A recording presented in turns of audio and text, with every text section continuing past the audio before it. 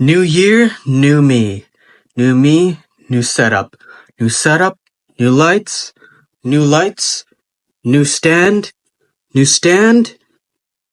new video.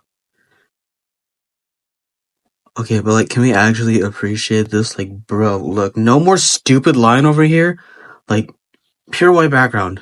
Amazing. And, bro, we even got that Shinra Gojira thing where it rotates. I've been wanting this for years. You have no idea.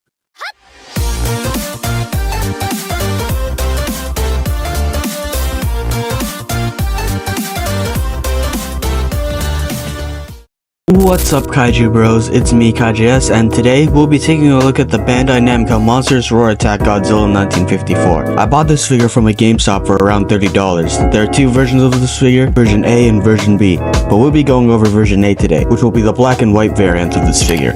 With that, is this Godzilla 1954 a worthy item to add to your collection? Let's find out.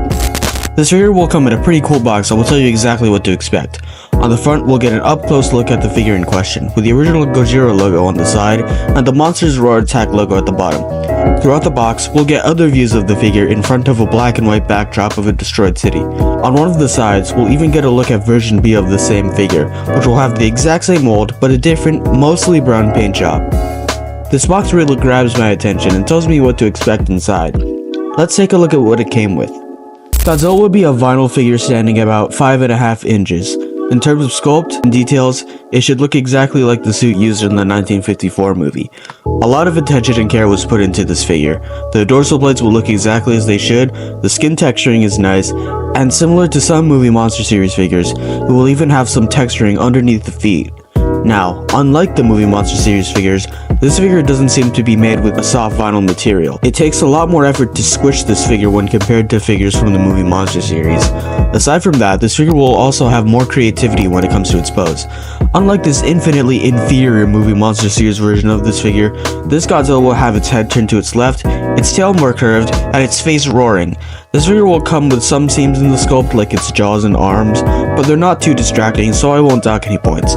With that, this Godzilla figure will receive full points for its sculpt and details, being not only spot on with the original design, but well posed and well textured. There isn't a whole lot to talk about in terms of paint. Since it's a black and white figure, it's exactly what you expect. White paint on the eyes, claws, and dorsal plates, and it even extends all the way to the tip of the tail, which is something we'd like to see on this channel. My copy doesn't have any noticeable paint defects, so no points lost there either. Something I'd like to mention is how most of the body actually looks more like a bluish gray, rather than a charcoal gray or light gray. It's not a complaint, but I think it's worth mentioning. Overall, the paint job on this figure will also get full points, being simple, yet effective. The only points of articulation you're going to get from this figure are on the legs and tail. Legs can move back and forth, and the left leg can do a full 360, but it would rub against the arm, so I wouldn't recommend doing it. The tail can rotate, but I'm not entirely sure if that counts, since the tail came detached from the main body when I unboxed it. Everything else that looks like articulation, like I mentioned earlier, is stuck in place by a glue seal. I won't grade this figure based on its articulation, since it's already in a predetermined pose, so articulation really isn't needed for this figure anyways. Here's Godzilla next to a Bandai Movie Monster Series Godzilla 2004, and a Bandai Movie Monster Series Godzilla 1998. This Godzilla stands taller than the other two. Here's how Godzilla scales next to an SH Monsters Godzilla 1972 and a Hiya Toys Godzilla 2014.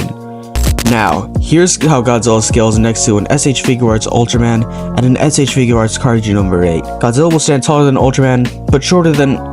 Where did he go? Finally, here's Godzilla next to the Bandai Movie Monster Series Godzilla 1954. The Monsters Roar Attack is both taller and better. So what do I think about Godzilla 1954? I seriously have no complaints about this figure. Sculpt is spot on and creative, and the paint job is exactly as it should be. With that, I give the Bandai Namco Monsters Roar Attack Godzilla 1954 figure a 10 out of 10, a full 5 stars. If you want a Godzilla 1954 figure and are eyeing the Bandai Movie Monster Series one, definitely try getting your hands on this version instead. It's around the same price as the Movie Monster Series one, but it's 100 times more worth it. So that concludes my review of the Bandai Namco Monsters Roar Attack Godzilla 1954. Of course, some of you may agree with what I have to say, and some of you may have a different opinion of mine. I encourage you to share your thoughts and experiences in the comments. I read them, and I try to respond to them as much as I can.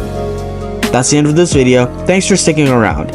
In the next one, I was gonna review my Kaiju number 8 figure, but yeah, kinda sucks that I lost it while filming this one. I guess we can take a look at this movie Monster Series one for next time. Are you sure that's the best choice? Well, yeah, Kaiju No Raid's manga is about to end and season 2 is releasing, so I feel like it's fitting. Wait, you can talk? I hate to interrupt, but I really just couldn't wait any longer. Don't worry, he won't make the same mistake again. In other words, we'll be deviating from our original schedule. I'll see you soon.